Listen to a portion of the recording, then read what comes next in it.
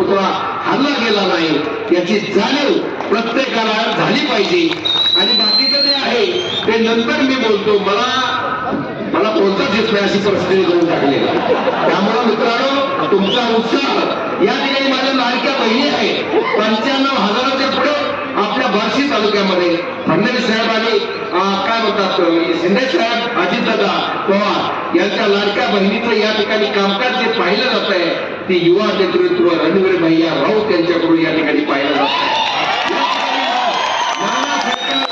काय म्हणतात खंबीर भाऊ या ठिकाणी राजाभाऊच्या पाठीशी आहे. आम्हाला भाऊ नाही याचं दुःख आम्हाला वाटतंय.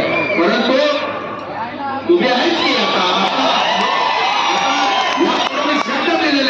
एकही राजकीय आमचं पाऊल राजाभाऊ राऊत यांच्या विरोधात नसणार आहे आणि त्याच्या बरोबर या ठिकाणी काम करायचं आम्ही या ठिकाणी ठरवलेलं आहे. आणि भावी काळामध्ये आपल्याला विकासाचं काम करायचं आहे. पालकमंत्र्यांनी सांगितलंय 288 कोटी निधी या ठिकाणी तीर्थक्षेत्राचा राजाभाऊ मुळात येणार आहे.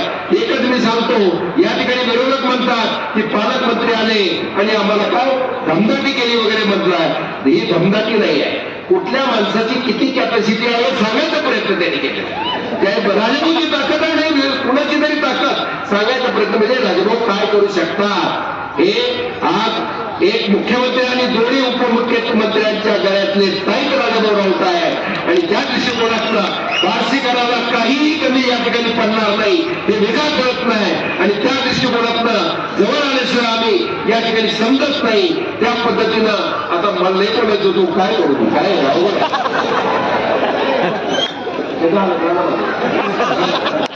या ठिकाणी विश्वास भाऊला सुद्धा आम्ही जवळून बघितलेला आहे.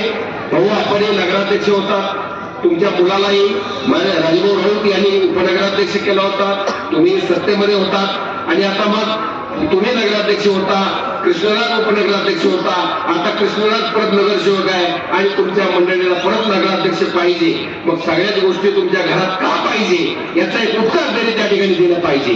आणि राजाभाऊ राऊत यांनी एकही उमेदवार त्यांच्या कुटुंबातला या ठिकाणी बार्शी नगरपालिकेला यावेळेला दिलेलं नाही.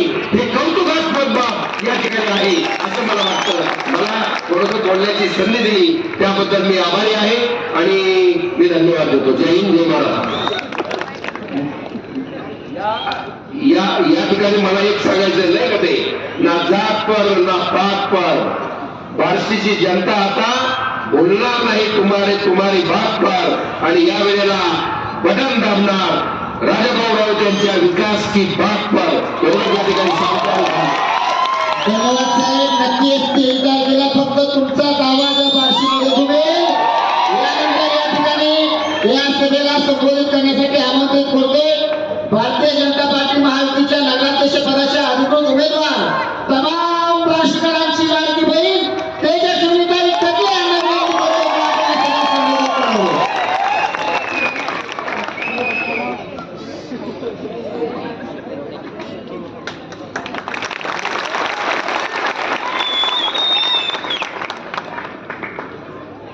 सर्व महापुरुषांना अभिवादन करते.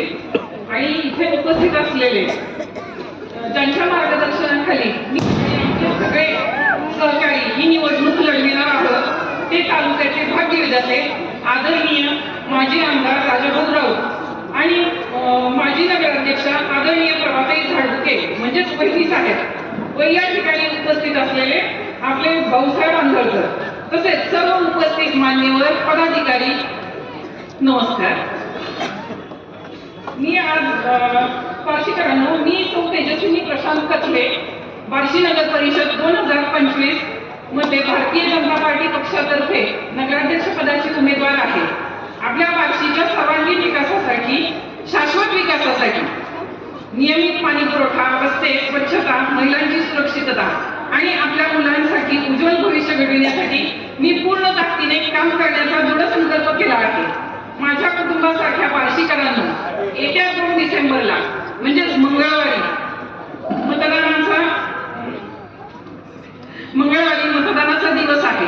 त्या दिवशी तुमचे एक मत तुमच्या लाडक्या बहिणीसाठी मोठी ताकद देईल.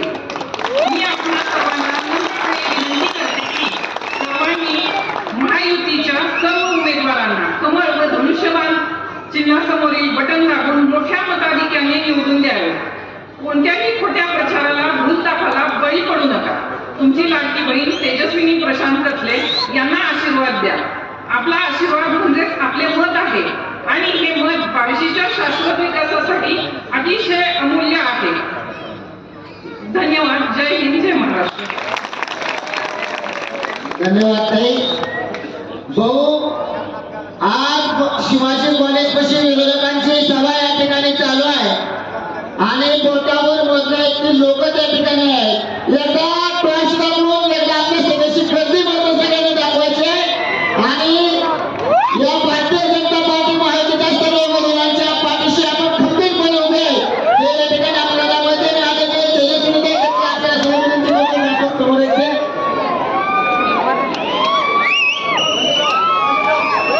गर्दी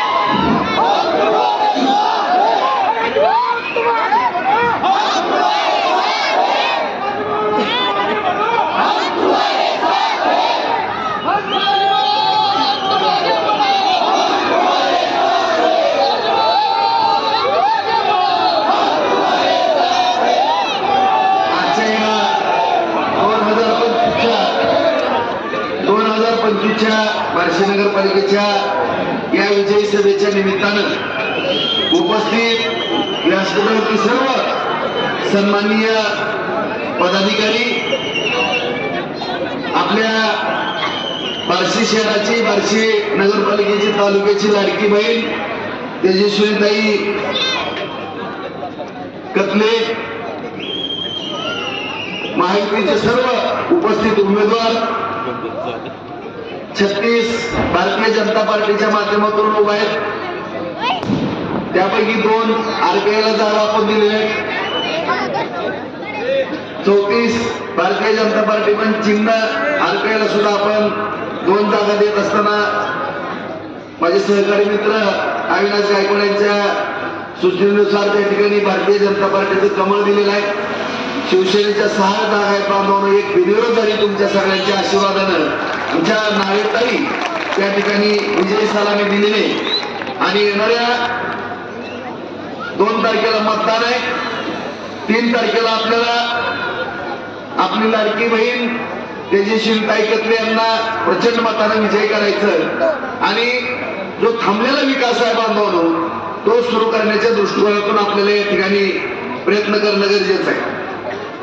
मी तुमच्या प्रत्येक या तालुक्यातल्या नागरिकांच्या, माझ्या वडीलधारी मंडळी, तरुण मित्र बांधव, माता भगिनी सगळ्यांच्या भावना मी जाणतो मित्रांनो. भाऊसाहेब आंबेडकर उभारले की तुमचं रक्त सरसर करतं, कारण सगळेजण बरंच काय काय काय काय बोलतायत. शारीरिक जखमा करण्याचा पण पूर्वी प्रयत्न केला बांधवांनो. आपल्यावरती 4 वेळेस हल्ले केले, पोलीस स्टेशनला नेऊन आम्हाला मारहाण करण्यात आली, रिंगण करून मारलं. परत आपल्याच नावानं ओळखतात, आपली दहशत म्हणतात, आपल्याबद्दलच आपण प्रचार करतात आणि एखादं वाक्य आपण पण पोटतिडकीनं काहीतरी बोललो त्याचा अर्थाचा अनर्थ केला जातो आणि 1 लाख कुटुंबावरती फार मोठं संकट कोसळतं बांधवांनो. त्याच्यामुळं एवढा मी पण ज्याच्या एका डरकाळीमध्ये अख्ख्या महाराष्ट्राचं लक्ष लागते बांधवांनो, तो राजेंद्र राऊत सुद्धा शांत झालेला, 10 पाऊल महाग आलेला आहे.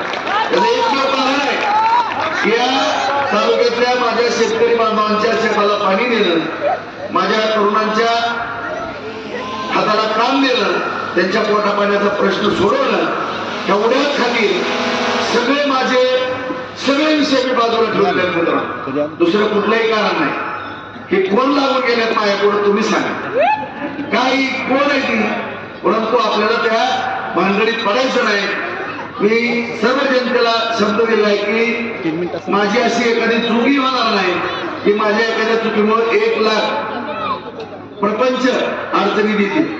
शहरामध्ये 40,000 प्रॉपर्टी आहेत, 40,000 कुटुंबधारक आहेत आणि ग्रामीणमध्ये 60,000 आहेत. मित्रांनो 1 लाख घर आहेत अशा तालुक्यामध्ये, 5 लाख लोकसंख्या आहे.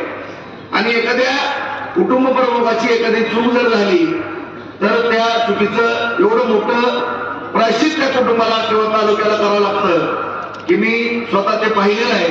आणि 1 वर्ष झालं मी जवळून पाहतो की माझ्या बार्शीचे हाल कसे होतात आणि त्याचं सुद्धा खापर माझ्या मातीत फोडतात. मला आश्चर्य वाटतं. आज या ठिकाणी मित्रांनो सगळे विकासाच्या बाबतीमध्ये सगळे मुद्दे मांडलेले.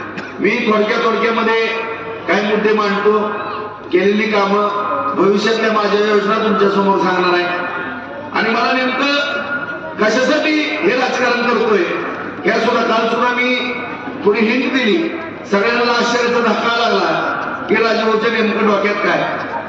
विधानसभा झाल्यानंतर पण सगळ्याला वाटलं की राजभाऊ जरा थोडे बदलल्यासारखे वाटलं. खरंच मित्रांनो मी तुम्हाला नम्रपणे सांगतो की मी खरंच बदललो. तुम्हाला मी कधी वागायला सोडणार नाही. या गोष्टी जरा खऱ्या असल्या तरी मी विचार केला होता की या तालुक्यामध्ये जर खोट्याचंच राज्य असेल किंवा खोटं बोलणारी माणसं यशस्वी होत असतील आणि अत्यंत रक्ताचं पाणी करणारी माणसं त्यांना कुठेतरी थांबावं लागत असेल, जनतेबद्दल तळमळ असणारी किंवा प्रत्येकाच्या पोटापाण्याचा विचार करणारी आणि जे टिंगल टवाळी करणारी माणसं असतील तर मग नेमकं आपल्यासारख्या कार्यकर्त्यांनी ह्याच्यामध्ये थांबायचं का नाही हा विचार निश्चितपणानं माझ्या मनामध्ये घर करत होता. परंतु ज्यावेळेस मी कुटुंबामध्ये किंवा बाहेर हा विचार करू लागलो त्यावेळेस माझ्या काही सहकारी मित्रांनी मला सल्ला दिला, भाऊ तुमच्यावरती 1,16,000 मतदारांनी प्रेम केलंच. मी माझ्या कुटुंबामध्ये पण आता इथं माझी कविता खाली बसली, तिथं रडत बसली. तुम्हाला मी सांगते म्हणले की अजिबात तुम्ही राजकारण सोडायचं नाही. आपल्या घराचं काय झालं तर तुमचं पण काय झालं तर होऊ द्या.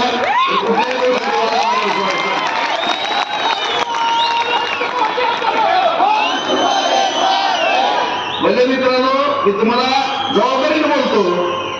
मला सांगितलं की रणवीरला उभा करू नका, नानाला उभा करू नका, तुम्ही स्वतः उभा राहू नका. परंतु या जनतेनं तुम्हाला फार लहानाचं मोठं केलेलं आहे, राजकारणात मोठं नाव दिले. अजिबात ह्यांना कधी विसरू नका. काय व्हायचं ते होऊ द्या. कुठली गमेल आम्हाला नाही, गर्व नाही, काय नाही पण उगाच आमच्या नावावरती दिलं पाहिजे. परंतु आम्ही कधीही विकासाची कास सोडली नाही.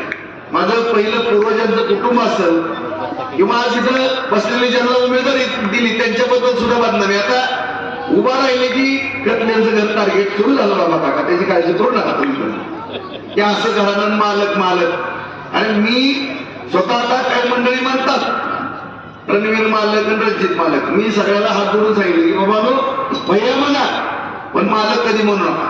आता त्यांच्या घराण्यात पूर्वी 10-15 पिढ्याची परंपरा आहे. तुम्ही त्यांना सगळ्या ठिकाणी मान सन्मान दिला. त्यांची 13 एकर जमीन घेताना त्या कॅन्सरच्या ट्रस्टवर जाताना त्या मालकाच्या जमिनीवर डोळा ठेवताना तुम्हाला योग्य वाटलं आणि आता उमेदवारी इकडून उभा केली की तुम्हाला काहीतर झोमतही कुठलं नौटंकीपणाचं लक्ष नाही. त्यामुळं सगळ्याला मी नम्रपणे सांगतो मित्रांनो की फक्त गैरसमज कधी करून घेऊ नका. मी आज या ठिकाणी आवर्जून सांगतो की कुठल्याही स्वार्थापोटी मी राजकारण करणारा माणूस नाही. माझा स्वभाव थोडा तरकटी एवढंच आहे. माझा एक पॉईंट एवढंच आहे का तर खरा वागतो तो थोडा तरकटी असतो. त्याच्यामध्ये कधी दुमत करण्याचं काय कारण नाही. कारण एखादा व्यक्ती प्रामाणिकपणानं काम करतो आणि त्याला खोटं काय चाललं की त्याला काही गोष्टी सहन होत नाही आणि ती सहन न झाल्यामुळं मनामध्ये कधी न ठेवता तो तोंडातनं काय वक्तव्य करतो ह्याचा गैरसमज कधी करून घेऊ नका. कारण मी आजही सांगतो, कालही येतो, आज ये उद्या ये. या ठिकाणी सगळे उमेदवार बघा सर्वसामान्य कुटुंबातली गोरगरिबाची लेकरं. पहिले बघा 96 ला होतो त्यावेळेस सुद्धा श्रीनिधी फायनान्सचं मी 2 लाख रुपये कर्ज काढून निवडणूक लढवली. तेव्हाही माझ्या कार्यकर्त्यांबरोबर होतो. परत पुढं नगराध्यक्ष झालो 99, 2004 सगळ्या निवडणुका बघा. पंचायत समिती, जिल्हा परिषद जेवढ्या आहेत सगळ्या सर्वसामान्य मनपाचा खड्ड खाणारा माझा कार्यकर्ता, माळवा विकणारी माझी भगिनी किंवा कोण चालणी कामगार हे सुद्धा नगरसेवक झाले. तिथं ही झाली. आणि ह्या सगळ्या गोष्टी मी या ठिकाणी करतो. सर्वसामान्य गोरगरीब रोजगार हमीच्या कामावरती जाणारा सरपंच झाला, कुठेतरी कोणाच्या शेतात मजुरी करणारा त्या मालकाच्या विरोधात सरपंच झाला मित्रांनो खेड्यामध्ये. ह्याचा राग आहे मायाबद्दल, दुसरा काय नाही तुम्हाला सांगतो. जी मायाबद्दल चीड आहे ती सगळ्यात मोठी चीड आहे की सर्वसामान्य गोरगरिबांच्या बरोबर काम करणारा हा कार्यकर्ता आहे, तेवढा दोष काही लोकांना आहे. आणि त्याच्यामुळं मी कुठं कमी पडत नाही किंवा आरी येत नाही. त्यामुळे ज्यावेळेस एखादा योद्धा हरत नाही त्यावेळेस त्याला कुठेतरी बदनाम करण्याचा प्रयत्न केला जातो, इतिहास आहे. त्यामुळं आज तुम्ही पाहताय की 1.5 वर्ष 4 ते 9 मध्ये मिळाली आणि आता 2.5 वर्ष आदरणीय फडणवीस साहेब, शिंदे साहेब, दादा यांच्या माध्यमातून मिळाली मित्रांनो. आणि आता सुद्धा आदरणीय नरेंद्र मोदी साहेब पंतप्रधान आहेत, आदरणीय देवेंद्र फडणवीस साहेब मुख्यमंत्री आहेत, शिंदे साहेब आहेत, दादा आहेत. तुम्ही विकासाच्या बाबतीमध्ये कुठलीही काळजी करू नका मित्रांनो. मी ज्यावेळेस कन्फ्युज होत होतो विधानसभेच्या निवडणुकीनंतर मी काय करायचं, आताच मी तुम्हाला स्पष्टीकरण दिलं. मी सुद्धा शेवटी माणूस आहे, प्रत्येकाला भावना आहे, मला सुद्धा भावना व्यक्त करण्याचा काही अधिकार आहे. म्हणून मी तुम्हाला नम्रपणे सांगतो की ह्यांना मौज मस्ती करण्याकरता राजकारण करायचं मला अजिबात नाही. मला नौटंकी कधी येत नाही, येणार पण नाही. मी आतापर्यंत ज्या गोष्टी केल्या त्या प्रामाणिकपणानं भगवंताचा मी बघताय, त्याच्या चरणी नतमस्तक होऊन शपथ पुढे सांगतो की मी डुप्लिकेटगिरी कधीच केली नाही आणि करणार पण नाही. जे राजकारण समाजकारण केलं अत्यंत कष्टानं या बार्शी तालुक्यात चांगले उद्योगी आहेत, बार्शीचा विकास व्हावा. तुम्हाला सगळं जे आहे, शिवसृष्टी आहे, शहीद स्मारक आहे, बसलेला रस्ता आहे, सगळे रस्ते कडचे आहेत, मोठमोठे रस्ते आहेत. 4,000 कोटी रुपये कसे आणले, ग्रामीणच्या पाणी पुरवठा योजना, सगळ्या प्रत्येक गावागावातला विकास सगळं तुम्हाला माहित आहे मित्रांनो. मी प्रत्येकाने सांगितलेलं आहे, आता ती रिपीट करायची काही गरज नाही. परंतु ज्या गोष्टीवरती राजकारण केलं जात आहे तेवढ्याच गोष्टी तुम्हाला नम्रपणानं सांगतो. माझ्यावरती फक्त विश्वास ठेवा, तुम्ही विश्वास ठेवा. इथनं पुढं भारतीय जनता पार्टीचं सरकार राहणार, किमान म्हणजे फडणवीस साहेबांच्या हातात काठी येईपर्यंत, बरोबर आहे. आणि फडणवीस साहेबांचा बेरल चेक तुमच्या गळ्यातलं ताईत राजभाऊ राऊत आहे, एवढं फक्त. आणि ह्या गोष्टी त्यांना कळल्या, राजभाऊच्या डोक्यात काहीतरी चुक करायला लागलं. लगेच त्यांनी जयाभाऊला पाठवलं बारशीला. जयाभाऊ, राजभाऊ तुमचा जिगरी दोस्त आहे, जावा म्हणले. काहीतरी राजभाऊच्या डोक्यात वेगळं सुरू झालं. राणादादाला घरी पाठवलं. राजभाऊ, असा कुठलाही निर्णय तुम्ही घेऊ नका, या बार्शीतली जनता वाऱ्यावरती सुटणार. मी तुम्हाला शब्द देतो मित्रांनो, माझ्या आयुष्यात शेवटचा श्वास असेपर्यंत मी तुमची सेवा करण्याशिवाय राहणार नाही. आतापर्यंत केली, भविष्यात पण करणार. आता तर मी जिद्दीने पेटलोय तुम्हाला सांगतो. आता तर माझ्या वाटत जावंच एका गाडी मी हंती आहे. तुम्ही विनाकारण विकासाच्या माझ्या ना माया पायात पाय किती पण घाला मी खपाय, पण या बार्शी तालुक्यातल्या गोरगरीब लेकरांच्या पायात पाय घालू नका. माझी नम्रपणे विनंती आहे तुम्हाला की ह्या लेकरांनी काय केलं तुमचं. आज 8 आणि 10 12 हजारावरती लेकर काम करतात. 32 पोरांनी आत्महत्या केली मित्रांनो. आज या बार्शी तालुक्यामध्ये सगळं वसाहत मारणार होतं. सगळं बघा जाऊन तुम्ही उपळे वगैरे इकडे, ज्या गावामध्ये प्यायला पाणी नव्हतं, जिथं जनावराला पाणी नव्हतं, शेतात पाणी यायला लागले. सगळे शेतकरी आनंदामध्ये, सगळ्यांची शेती सोन्यासारखी पिकायला. आज या ठिकाणी गाताच्या वाडीला जावा तुम्ही, तिथं जवळपास 30-35 कारखाने उभारले. तिथं पण लेकराला काम मिळणार आहे गोरगरिबांच्या. ह्या तुळजापूरला 52 उद्योग उभारलेले. 52 ज्वारीचे असतील, कर्णाकुटीचे असतील, डाळीचे असतील. आणि ही जिगरबाज माणूस दिलीप गांधी इथं स्टेजवरती 10 नाव घेतो. 250 कोटी रुपयाचा प्लॅन टाकला मित्रांनो माझ्या शब्दात. 1001 जणांचं पोट पाण्याचा प्रश्न दिले. असे आणखी 3 उद्योजक या ठिकाणी बार्शीमध्ये येणार आहेत. मी तुम्हाला जबाबदारीने बोलतो, भविष्य काळामध्ये जामगाव, उपाई आणि वैराग संतोषदादा बरोबर मी सुद्धा त्या कारखान्याच्या जागेची पाहणी केली. त्या ठिकाणी सुद्धा MIDC करतो. 3 MIDC करायच्याच मित्रांनो.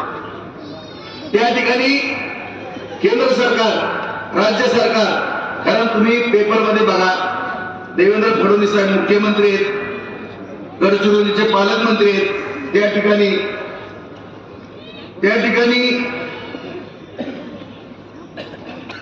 पालकमंत्री आहेत, त्या ठिकाणी सपोर्ट असल्यामुळं गडचिरोली सारख्या ठिकाणी सुद्धा उद्योग त्या ठिकाणी मोठे मोठे उभारू लागले. आज मी दिलीप शेठ गांधींनी त्या ठिकाणी प्लॅन उभा केला आणि विधानसभेमध्ये माझा नंतर पराभव झाला.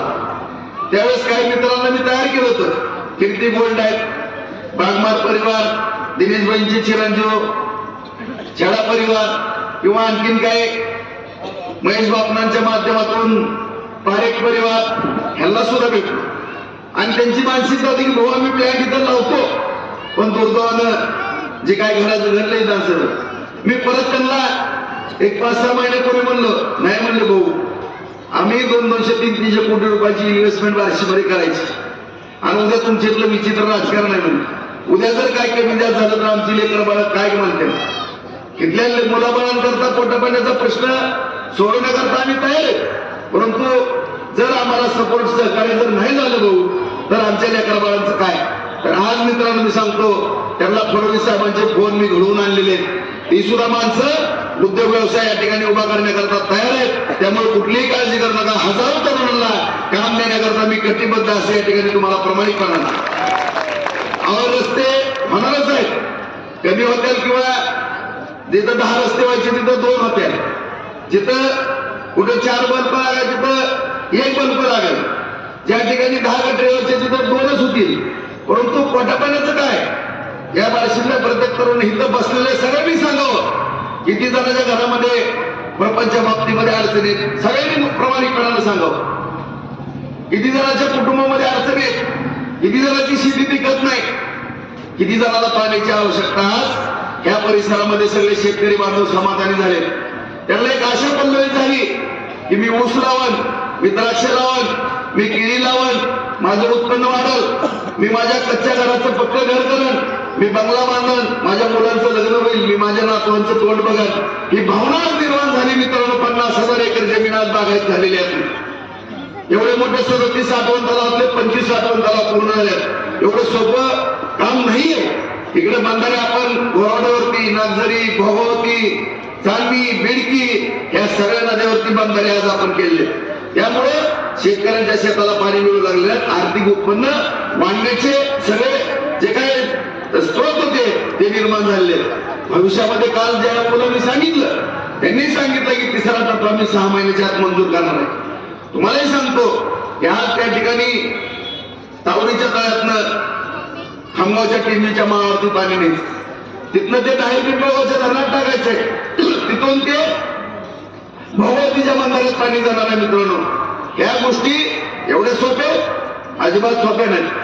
ज्यांना 35-40 वर्षाचा मुलं आहे त्या 2.5 वर्षामध्ये एवढं मोठे परत 700 कोटी रुपये आणले आणि पाणी शेतामध्ये पाठवलं. तुम्ही काय पाईपलाईनच्या बाबतीमध्ये ओरडता, तुम्ही काय माझ्या माता भगिनींना खोटा प्रचार करून या ठिकाणी आणखीन आपण उठवता. मी माझ्या सगळ्या इथं भगिनी उपस्थित आहेत, या लाईव्हच्या माध्यमातून माझ्या घराघरातल्या माता भगिनी ऐकतात. तुम्हाला हा तुमचा सख्खा भाऊ या ठिकाणी शब्द देतो, जया भाऊनी दिल्याप्रमाणे भगिनी काही करून एप्रिलच्या शेवटच्या तारखेच्या आत तुम्हाला या ठिकाणी त्या उजनीचं पिण्याचं पाणी आणून दिल्याशिवाय गपचूप बसणार नाही. माझी जबान आहे. काही किंमत नव्हतं त्या ठिकाणी, तुम्हाला सांगतो कुठली किंमत नव्हतं, परंतु ते पाणी आणल्याशिवाय मी गपचूप बसणार नाही. त्या उत्तर तुम्ही आता उद्या पण आणखीन प्रचाराचा वेळ आहे. उद्याही तुम्ही सांगा की माझ्यामध्ये हिंमत आहे का तुमच्यामध्ये हिंमत आहे, बघून होऊन जाईल हिंमत आहे. अरे तुमच्याकडनं टिंगल टवाळी होती. मला एक गांभीर्यानं, मी विकासाच्या बाबतीमध्ये बघणारा माणूस आहे. प्रत्येक गोष्ट मी अत्यंत संवेदनशील बघतो. तुम्ही सहन येता त्याला टिंगलीवरती. राजकारण, समाजकारण, विकास काय टिंगलीचा भाग आहे. कुठंतरी 4 शब्द आम केलं, टिंगल टवाळी केली म्हणजे झालं, सगळ्यांचं पोट भरलं. कुठंतरी 2 घास खायला गेले, कुणाच्या तरी मैत्रीच्या एकडे झालं म्हणजे त्याच्या घरी भेटायला गेले म्हणजे विकास झाला, किंवा कुठेतरी जेवायला गेले म्हणजे विकास झाला. एवढंच करायचं, तिथं 4 जणांना बसून टिंगल टवाळी करायची. ह्याच्यापेक्षा तुम्हाला काय सुचतं मला सांग. आज या ठिकाणी तुम्ही सांगता की दहशत केली, काय केली आम्ही सांगा ना तुम्ही. तुम्ही सांगा या ठिकाणी काय केली. तुम्ही जे काय केलं तुमच्यावरती कधीतरी माझ्या जवळचा कुणी अंगावर आला, एक जण वाकडं बोलला, कधी तुमचा अवमान केला, आम्ही तुमचा कधी अवमान केला, भाषणामध्ये टीका टिप्पणी झाली असेल थोडीफार, परंतु तुमच्याबद्दल अनादराने वागणूक आम्ही कधी केली नाही. आणि भविष्यात सुद्धा तुमचं वय झालंय, त्या वयाचा सन्मान ठेवून आम्ही आयुष्यात करणार नाही. ही पण शब्द या जनतेला या ठिकाणी. आणखीन काय पाहिजे तुम्हाला? परंतु विनाकारण या ठिकाणी दिशाभूल करून कुठलंही राजकारण चुकीच्या पद्धतीने करू नका. दिशाभूल या जनतेची करू नका. तुम्ही अत्यंत टिंगल टवाळीमध्ये सगळा तालुका नेलेला आहे. आज या तालुक्याला 1 वर्ष झालं तुम्ही आमदार आहेत, परंतु या नगरपालिकेमध्ये तुम्ही सगळेजण सांगा या ठिकाणी साक्षीदारांनी काल पण नम्रपणे सांगितलं. मला बऱ्याच जणांचे मेसेज आले, भाऊ आदरणीय प्रभाताई झाडुके यांची आठवण आम्हाला झाली तुमच्या भाषणात. तुम्ही एक शब्द सुद्धा वाकडा बोलत नाहीत सध्या, आणि मी बोलणार पण नाही मित्रांनो. कारण या ठिकाणी या तालुक्यामध्ये ज्या बऱ्या मोठमोठ्या माणसांनी फार चांगलं काम केलं. कर्मवीर मामासाहेबांनी केलेलं आहे, आदरणीय प्रभाताईंनी केलेलं आहे, काकासाहेब सुलाके, सगळी थोर मंडळी या सगळ्यांनी चांगलं काम केलेलं, रोजगार निर्माण केलेला आहे. आणि त्याच्यानंतर राजन मिल असेल, जयशंकर मिल असेल, त्याचबरोबर लोकमान्य मिल असेल, सुलाके मालकांनी केलेली. त्याच्यानंतर काय झालं मित्रांनो? मोठे उद्योग एकच झाला बघा दिलीप गांधींचं. त्याच्यानंतर काय झालं? काय प्रयत्न झाले? आई मिल बंद पडल्या, हातमाग भगवंत सगरीचे बंद पडले. मग आता हे सगळे बंद पडलेले उद्योग करायचे नाहीत का चालू? आज प्रत्येक महिन्याला 15 दिवसाला 25 कोटी 50 कोटी 100 कोटीचं डिक्लेरेशन व्हायचं, पेपरला बातमी यायची. या वर्षात आली का? तुम्ही सांगा, वाचताना पेपर सगळेजण आली का काय बातमी? 5 कोटी रुपयाचा वार्षिकला निधी आला. दाखवा मला बातमी आहे का? सगळ्या पत्रकार बांधवाला पण मी विनंती करतो, आली बाबा बनवून. तुम्हाला मी बोलून घ्यायचं, मग बोलून फोनच करायचं. उद्या पत्रकार परिषद आहे, काय काय आणलं भाऊ, काय तुम्हाला पण उत्सुकता असेल. सगळ्या पत्रकार बांधव आली का बातमी काय? आणि मग जर पैसे नाहीत आले मित्रांनो, हे व्यापारी बांधव हे व्यापार पेटायचे नाही. आणि आज व्यापारी मजबूत आहेत, त्यांच्या पायावरती आज व्यापार जीवन ठेवला या तालुक्यातल्या लोकांनी. मगाच मी सांगितलं की कर्मवीर मामासाहेब जगदाळे, काकासाहेब सुलाके, भाऊसाहेब झाडुके, राजन मालक या सगळ्यांनी उद्योग उभा केले, शिक्षणाची दारं खुल्ली केली. इथले मेडिकल मधले सगळे डॉक्टर मंडळी यांच्या वैद्यकीय क्षेत्रामुळं, शिक्षणामुळं आणि व्यापारपेठेमुळे व्यापारी मजबूत असल्यामुळे बार्शीची शान आहे. नाहीतर राजकीय काय सपोर्ट मिळाला यांना? काही सुद्धा मिळालेलं नाही. आज बाजार समिती ताब्यात आल्यानंतर तिथे कुठेतरी 4 कारखाने उभारले, परंतु तुमच्याकडे बाजार समिती होती त्यावेळेस तुम्ही काय केलं? आता जर साहेबांनी सगळा पारा वाचला, मला डबल वाचायची काही गरज नाही, परंतु एवढं बाजार समितीमध्ये काम केलं. सुरुवातीला बाजार समिती ताब्यात आली, काही सुद्धा एफडी नव्हती. एवढा कोट्यावधी रुपयाचा खर्च करून 16 कोटी रुपयाची एफडी तिथे शिल्लक आहे मित्र. 16 कोटी रुपये जाऊन बघा, उद्या सोमवार आहे, बँकेचे खाते बघा, मार्केट कमिटीत पत्र द्या, तुम्हाला एफडीच्या पावत्या दाखवा. आणि नगरपालिका एवढं केलं तेवढं केलं. आणि चुका तुमच्या. पाईपलाईनचं सांगितलं रावसाहेब, त्या चहापेक्षा केटली गरम आहे. आता ती पाईपलाईनला जी खर्च आला त्याच्यापेक्षा दुप्पट तिप्पट मेंटेनन्सला झाला. आता असं जर म्हणलं तुम्ही आमच्यावर जर ढकलत असाल तर काय उपयोग आहे? आणि तुम्ही 1 वर्ष जर तुमच्याकडे एवढं सन्मानाचं पद तुम्हाला तालुक्यात दिलं असेल, ठीक आहे, माझ्याकडनं काय चुका मला गपची बसवलं असेल, पण तुम्ही 1 वर्षात जसं मी आमदार होतो त्या ठिकाणी लोकल बॉडी नाही, कुणी नगराध्यक्ष नाही, नगरसेवक झालं 4 वर्ष नाही, मग आमदार होतो म्हणून मला मिटिंग घेता येत होत्या. या वर्षामध्ये मी आमदार नाही, मी कुठल्या तोंडाला जाऊ तुम्ही सांगा बरं? तुम्ही एवढं सिनियर 5-5 वेळेस आमदार झाले, तुम्ही सांगा बार्शीकरांना समजून. एखादा जर माझे आमदार असेल आणि तिथं बॉडी नाही, ठीक आहे, बॉडी असतील, मी माझे आमदार असतो तरी तिथं काही मदत केली असती, परंतु डॉक्टर बाबासाहेब आंबेडकरांनी जे संविधान लिहिलं त्यानुसार मला कुठल्या अधिकारावर त्या ठिकाणी बैठक घेण्याचा अधिकार होता? मी जसं पूर्वी महिन्याला बैठक घेत होतो, सगळे नगराध्यक्ष, नगरसेवक, चीफ ऑफिसर, मला कुठं बैठक घेता आली? मला नगरपालिकेत जाता आलं का? मला पंचायत समितीत जाता आलं का? एवढी अतिवृष्टी झाली, मला तहसीलला बैठक घेता आली का? पण मी सहकार्य मात्र करत राहिलो, कुठं अडथळा आणला नाही. पण ह्यांनी 1 बैठक घेतलेलं फक्त दाखवा पत्रकार तुम्ही तिथं सांगा, 1 बैठक घेतली का नगरपालिकेत? सांगा नाही तर आहे का तुम्ही?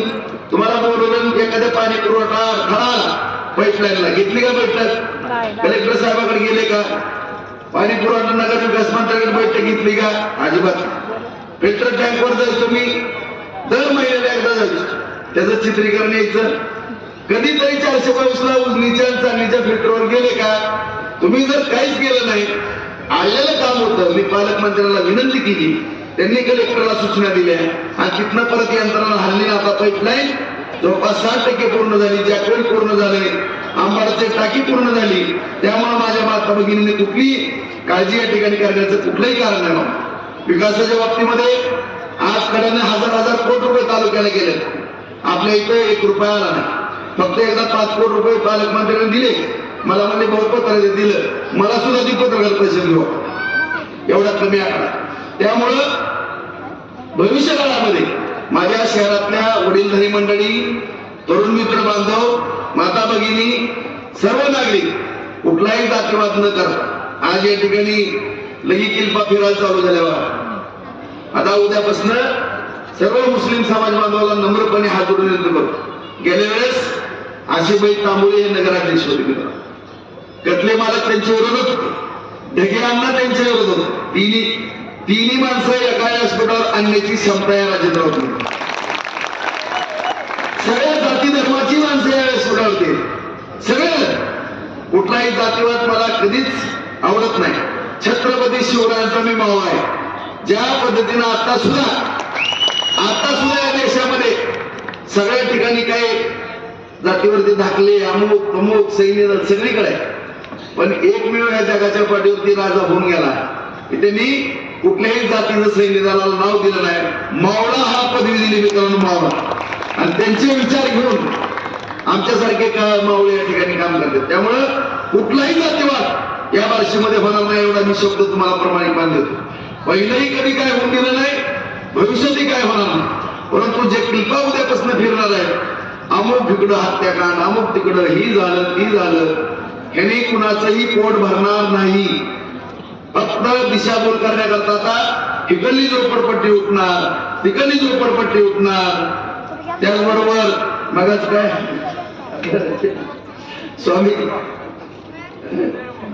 जिंदर बुवानी आपले मन्मथ स्वामी महाराजांचा विषय आपण सांगितला. अरे बाबांनो, मी भगवंताचा एक भक्त आहे, मी संप्रदायाशी निगडीत माणूस आहे. त्यामुळं अशा देवाधर्माला कधीच, आणि सगळ्या मुस्लिम समाज बांधवांना मी सांगू इच्छितो, बांधवांनो, 4 पीर माझ्या शेतामध्ये, 4 माझ्या पूर्वजाच्या. सगळ्या मुस्लिम समाज बांधव ज्या पद्धतीनं पीराला पवित्र मानतात त्याप्रमाणे आम्ही जातो गुरुवारी पीराला, आमच्या घरचे पण जातात. आणि आपल्या सगळ्यांना माहिती आहे, नायकवाडी साहेब पेजवर समीर भाई वरचंकर असतील, तिथं बागवान समाज बांधव आहेत. कितीतरी आशेपाई भांडण होती, तुम्हाला पण माहित आहे. नमाज पढत असताना प्रत्येक ईद आली की भांडण, बरोबर. 50 वर्षाचा प्रश्न होता, 50 वर्षाचा. 2 ठिकाणी ईदगेची व्यवस्था, नमाजची व्यवस्था केली. पवित्र नमाजची व्यवस्था करणारा हा राजेंद्र नावाचा कार्यकर्ता आहे बार्शीमध्ये. नायकवाडींच्या तिथं आणि 422ला 1.25 एकर जमीन दिली. आमदार पटातली ईदगाह बांधून दिला. कधीतरी आमच्या डोक्यात विचार आला का मुस्लिम समाजामध्ये भांडण मिटवावी? आला. त्यामुळं सगळ्या जाती धर्माला या ठिकाणी सभागृह दिली. आज छत्रपती शिवरायांची सृष्टी आहे. ज्यांच्या जीवावरती आपण मित्रांनो सुरक्षित आहेत, ज्या सैन्याच्या जीवावरती आपण सुरक्षित या देशामध्ये, त्या सैन्यांचा सुद्धा तिथं आदर केला. आणि आपण सगळ्यांनी शहीद स्मारक केलं, तिथं आपण मानवंदना देण्याकरता जातो, नतमस्तक होण्याकडे. आज सर्व माझ्या दलित समाज बांधवाला पण नम्रपणे सांगू इच्छितो मित्रांनो, डॉक्टर बाबासाहेब आंबेडकरांचा जो पूर्णाकृतीत पुतळा करायचा आहे, निश्चितपणे तो पुतळा करण्याकरता राजेंद्र नावाचा एक डॉक्टर बाबासाहेब आंबेडकरांचा भक्त तयार आहे. कधीही तुम्ही या, कधीही माझे सगळ्या गोष्टीची तयारी. आज बसवेश्वर महाराजांच्या पुतळ्याचा विषय, छत्रपती संभाजी महाराजांच्या पुतळ्याचा विषय, राजमाता अहिल्यादेवींच्या पुतळ्याचा विषय, महात्मा ज्योतिराव फुले त्यांचा पुतळ्याचा विषय, ह्या थोर पुरुषांच्या पुतळ्यांचे विषय तेही सोडवले जाते मित्रांनो. सगळ्यांच्या भावनेची कदर करणारा मी कार्यक्रम. त्यामुळे कुणी कुठली या बार्शीमध्ये काळजी करण्याचा प्रश्नच उद्भवत नाही. प्रश्न उद्भवतो तो शेवटी पोटापाण्याचा. सगळी कामं होतील, सगळ्याचा आदर होईल, सगळ्या समाजाच्या भावनाचा त्या ठिकाणी विचार केला जाईल. पण एकच आणि एकच सांगतो मित्रांनो, की बार्शी नगरपालिका, कृषी उत्पन्न बाजार समिती, जिल्हा परिषद आणि पंचायत समिती या 3 निवडणुका झाल्यानंतर 4 वर्ष कुठलीही निवडणूक नाही. विधानसभाच आहे, 3.5 वर्षाला लोकसभा येईल. मी मला सांगितलं की भारतीय जनता पार्टीचं, महायुतीचं, इंडियाचं सरकार केंद्रात, राज्यात महायुतीचं सरकार आहे. किमान 20-25 वर्ष तर ह्या सरकारचं कुणी माझ्या हयातीपर्यंत काही होणार नाही. तुम्हाला पण माहित आहे, मला पण माहिती. आज पालकमंत्र्यांनी सगळ्या भावना व्यक्त केल्या काल, बरोबर आहे. तुम्ही पाठपुरावा करणार आहेत का? करणार आहेत का? गेल्या वर्षी सुद्धा तुम्ही साहेब मला जर म्हणले असते, कुणाकडनं निरोप दिला असता, विकास कामाच्या बाबतीत माझी अडचण आहे, ते सुद्धा म्हणायची गरज नाही. पण राजभाऊ, तुम्ही ह्याच्यामध्ये काय पाठपुरावा करा. माझ्या डोक्यात काय आहे, तुम्ही सांगितलेल्या कामाचं सुद्धा पाठपुरावा करून फडणवीस साहेबांना इथे निधी आणण्याची माझी मानसिकता झाली असते, मी तयारी दर्शवली असते. पण तुमची तयारी आहे का? तुमची तयारी अशी कधीच 90% तुम्ही ताकदवान होतात, मी 10% ताकदवान होतो या सत्तेमध्ये. प्रत्येक कधी सुद्धा तुमची मानसिक तयारी झाली नाही. परंतु आज या ठिकाणी माझ्या सगळ्या बांधवांना मी सांगू इच्छितो, बांधवांनो, की ह्या 3 निवडणुका झाल्यानंतर 3.5 वर्षानं लोकसभा आणि 4 वर्षानं विधानसभा आहे. त्यामुळं जानेवारी नंतर तुम्हाला ही माणसं कुठेही सापडणार नाही, कुठेही सापडणार नाहीत. आणि जर नगरपालिका आपल्याकडे आली, बाजार समिती आली, पंचायत समिती, जिल्हा परिषद आली, तर कधी आदरणीय देवेंद्र फडणवीस साहेबाला किंवा महायुतीच्या सगळ्या नेत्यांना कधी मनामध्ये वाटणार नाही की ह्या मतदारसंघामध्ये आपला आमदार नाही, ह्याची कधीही जाणीव त्या ठिकाणी होणार नाही. त्यामुळे मी प्रामाणिकपणाने तुम्हाला सांगू इच्छितो, हात जोडून सांगतो, माझ्या कुठल्याही अस्तित्वाचा विषय नाही, माझ्या प्रतिष्ठेचा विषय नाही. मला राजकारणात सुद्धा मी आता बघितलं, कुणाला सुद्धा कुटुंबात उभा केलं नाही.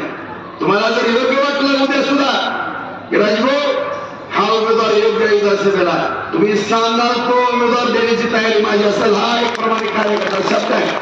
कुठल्याही स्वार्थासाठी मला निवडणूक करायची नाही मित्रांनो. फक्त या बार्शीमध्ये मुंडगिरी वाढली, दादागिरी वाढली, कुणालाही नीट जमून दिलं जात नव्हतं. तरुणांच्या हाताला काम द्यायचं सोडून हातात तलवारी दिल्या जायच्या, चुकीच्या मार्गाने तरुणाला लावलं जायचं. आणि त्यामुळे माझ्यासारख्या कार्यकर्त्याचा जन्म झाला. माझ्या राजकारणाचा काही संबंध आहे, काही संबंध नव्हता. परंतु या ठिकाणी मी आज सगळ्यांना नम्रपणे सांगतो की निवडणुका 4 वर्ष नाहीत.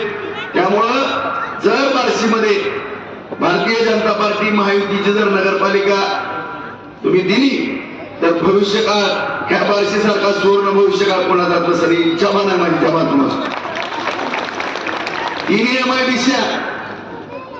50,000 भविष्यातलं शेती भिजवण्याचं धोरण, या बार्शीची बाजारपेठ भरवण्याचे प्रामाणिक प्रयत्न, आणि या बार्शीला सुजलाम सुफलाम केल्याशिवाय हा राजेराव राहणार नाही, एवढी या ठिकाणी नम्रपणे भगवंताच्या साक्षीने मी तुम्हाला शब्द देतो. त्यामुळं प्रत्येक माझ्या कार्यकर्त्याला या ठिकाणी विनंती करायची, माझ्या सगळ्या बांधवाला विनंती करायची, भगिनीला करायची, 2 दिवस राहिले आता मतदान. 2 तारखेला मतदान आहे. उद्या काही अफवा उठवत्याल, काही बोलत्याल, कुणाकडे लक्ष देऊ नका. हे आपले तेजस्वीताईचं चिन्ह आहे कमळ, बाकीच्या 36 जागेवरती कमळ चिन्ह आहे, 5 जागेवरती धनुष्यबाण चिन्ह आहे. सगळ्यांना व्यवस्थित मतदान करण्याकरता सांगा आणि प्रत्येकाच्या घरोघरी पाण्याच्या बाबतीमध्ये सांगा. काळजी करू नका, तुमचा मूळ पाणी आणायला तयार आहे आणि भविष्यकाळ उज्ज्वल करण्याकरता प्रामाणिकपणाने प्रयत्न राजविरोध करणार आहेत. कुठलाही स्वार्थ, कुठलाही मनामध्ये कुठलाही किंतु मी न ठेवता प्रामाणिकपणाने प्रयत्न करणार आहे. त्याकरता तुमचीही या ठिकाणी आशीर्वादाची गरज आहे आणि मला पूर्णपणे खात्री आहे ही निवडणूक जनतेनं ताब्यात घेतलेले. फक्त गाफील मित्रांनो होऊ नका, गाफील राहू नका. हे तुमच्या भविष्याची लेकरबाळाच्या पोटापाण्याची निवडणूक आहे, एवढीच विनंती करतो. आणि आपण सगळ्यांनी महायुतीचे